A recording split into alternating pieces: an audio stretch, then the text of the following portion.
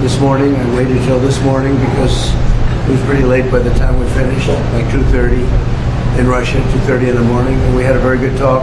We spoke at 8 o'clock in the morning hour time. And it was a very productive talk. I mean, we have a few very thorny issues, as you can imagine.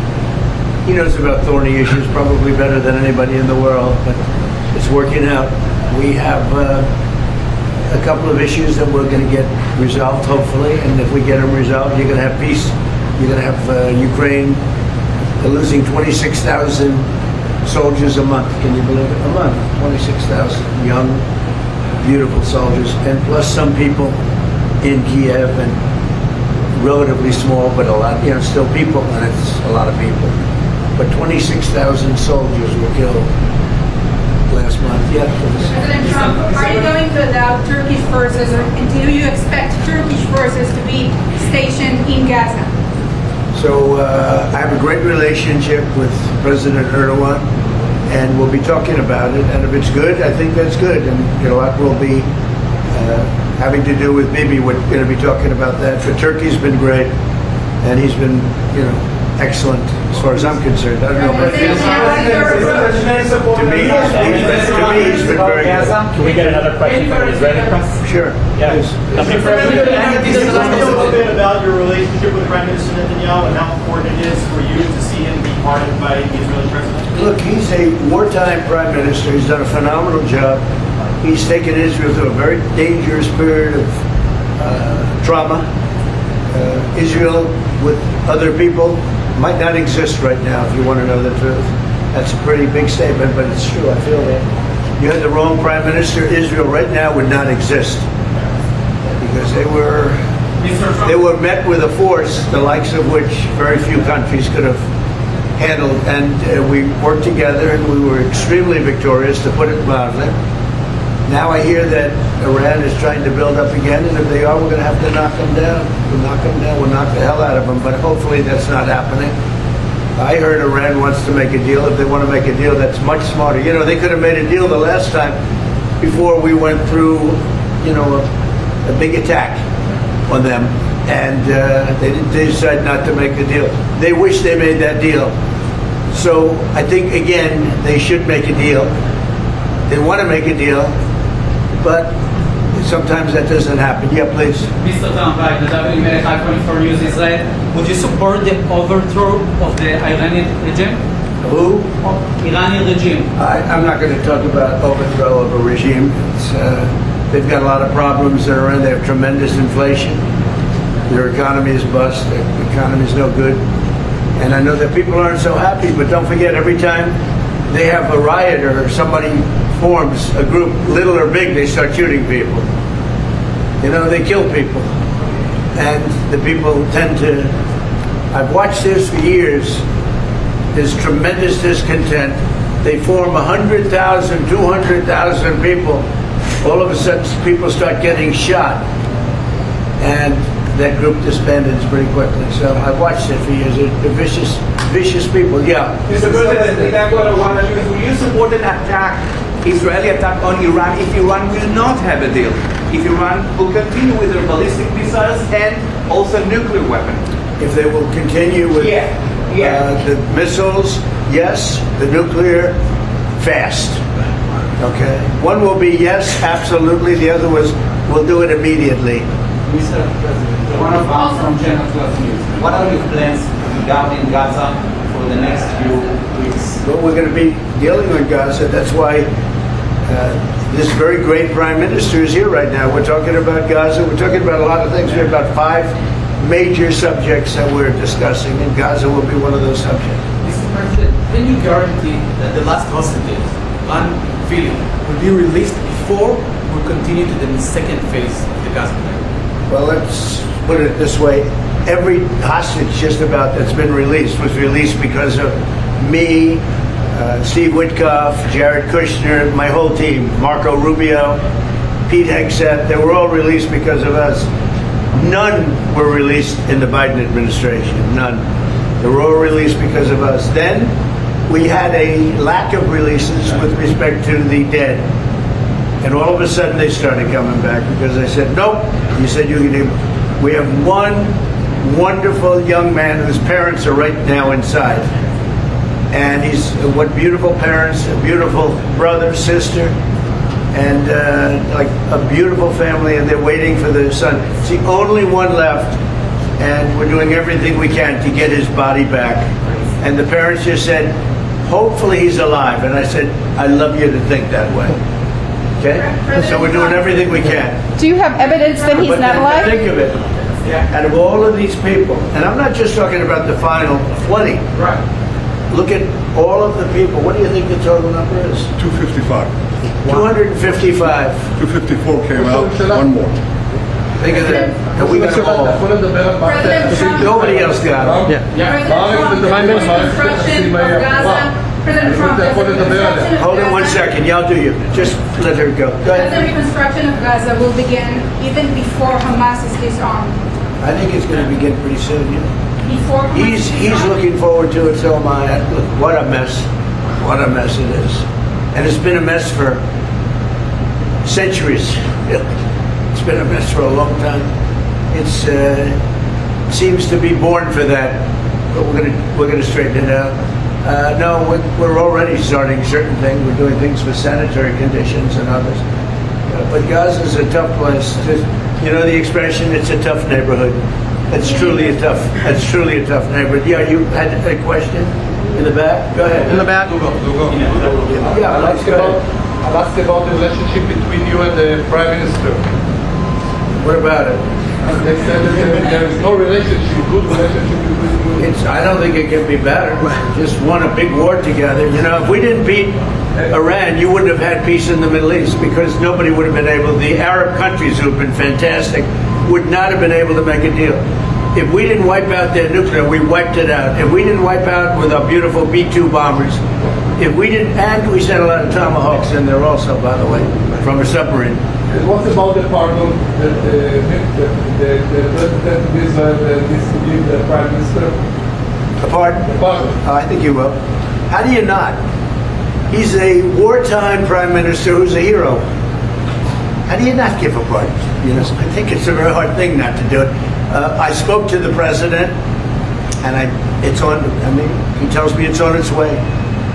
Mr. Can't do better than that, right? Mr. President, can I follow up on Venezuela? Was the facility taken out by the U.S. military, or was it another entity like the CIA? It was well, I don't want to say that. I know exactly who it was, but I don't want to say who it We was. don't know. But you know, it was along the shore. Mr. President, have you or anyone in your administration talked to Maduro in recent days? Well, I spoke to him Recently? pretty recently. Reasonably, but nothing much comes of it. Yeah. Mr. President, can you explain the You importance have to of... understand what he's done.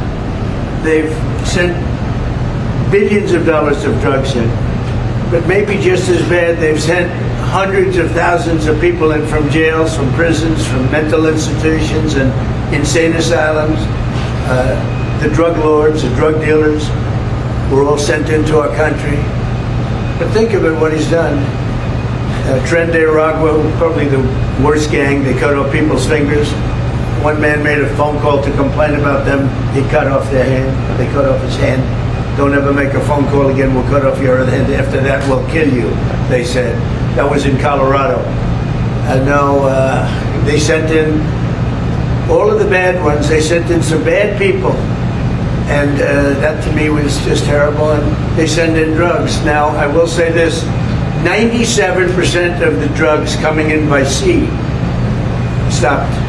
We're trying to figure out who the other 3% are. They have a hard time getting people to pilot those boats. But 97% of the drugs coming in by the ocean, by the sea, by water, are gone. Every boat that we take out, we save 25,000 lives of Americans. Thank you very much. Mr. everybody. President, We'll see you. just We're going to this- have a big meeting, and we'll see you in a couple of hours if you'd like. And if you'd like, you can come up and have lunch like you did yesterday. Would you like that or not? You want that? Oh, yes. Some of them think it's terrible. It's a bribe. One, But, you know, a bribe Well, for the White House press corps $25. pays for it. But If you'd like, you can go, and if you don't, you can stand in a driveway and melt. All right? But if you want, will you work on that, Margot? Yes, sir. Is Margot doing a good job? Margot's the best. She's a star. Yes, She's sir. too nice. Her only problem is she's too nice to you. And you're not nice to us, but that's okay.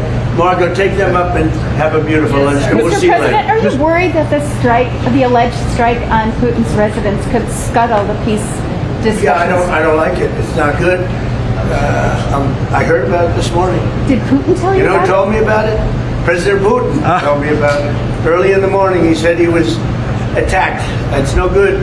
It's no But good. Russian officials Don't forget, the Tomahawks. I stopped the Tomahawks. I didn't want that.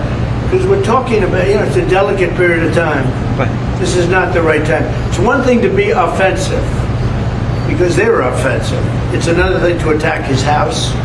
It's not the right time to do any of that, and can't do it. And I learned about it from President Putin today. I was very angry about it. Do you not have Mr. US, President, but don't you have one U.S. question. intelligence services? Don't you have U.S. intelligence services that monitor that region very closely?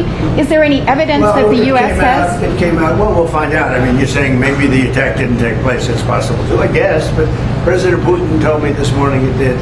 One question, Mr. President. Can you expound on the importance of a strong relationship with the State of Israel? And Mr. Prime Minister, you've called President Trump the strongest friend for the State of Israel. You've worked with numerous administrations, numerous presidents. Can you expound on that and what makes President Trump such a strong friend for the State of Israel? I'll say it again and again and again. We've never had a friend like President Trump in the White House. It's not even close. And I think you can judge that by not merely by the frequency of our meetings, but by the content and the intensity.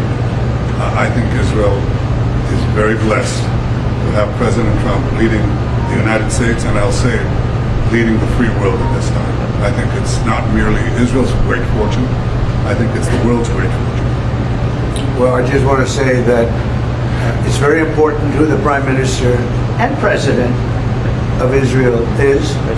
We have a great relationship. It was an honor to speak before your leaders. That was a great honor for me. I think it has not happened before, or something they told me. But the relationship's been extraordinary, and he's a strong man. He can be very difficult on occasion, but you need a strong man. If you had a weak man, you wouldn't have Israel right now. Israel would have been, Israel with most other leaders would not exist today. They would not exist. And now they're stronger than ever. Yeah, please. Are you going to ask Netanyahu to sign this agreement with Syria?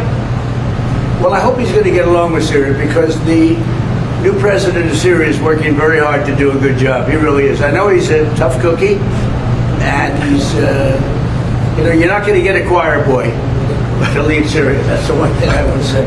So I hope they're going to get along, because I dropped the sanctions on Syria because otherwise they wouldn't have had a chance. We want to see Syria survive. So we're going to be talking about Syria too. Okay? Thank you very much, everybody. Have a good time. Go have a good lunch. Thank you, Mr. President.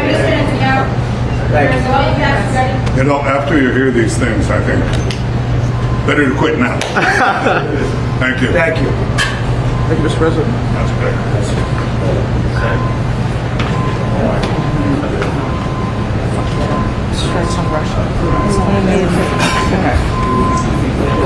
On Putin's residence. We do well. He settled 8 wars, but we don't know the countries. Azerbaijan. Yeah. Right? You got that right. No, it's good. It's good when you can say it. It takes a couple of days. They're actually good people. Yeah, great. No, but that war was going on for 35 years. Armenia. That war was going on 35 years. Nobody even knew it. And Putin actually said to me, I cannot believe you settled that war, because I've been trying for 10 years. And I settled it in one day. Trade. They do trade. I said, we're going to cut you off from trade. No more trade. To both of them. Got their attention? But to both of them. I said, we're going to cut you off. No more trade. Then I put 200% tariffs on. The next day they called. We looked. 35 years of fighting, and they sucked. Do I get credit for it? No. They gave them. I did 8 of them. India. How about India and Pakistan? And then, so I did 8 of them. And then I'll tell you the rest of it. How are you doing? Okay. You going to all be outside, the beautiful sun? Good. Enjoy your lunch. It's a very good group. We made a lot of progress already. We had about a 5-minute meeting, and we've already settled about 3 of the difficulties. So thank you very much for being here. Thank you, Press. Thank you, Press. Thank you, Press. Thank you, Press. Thank you.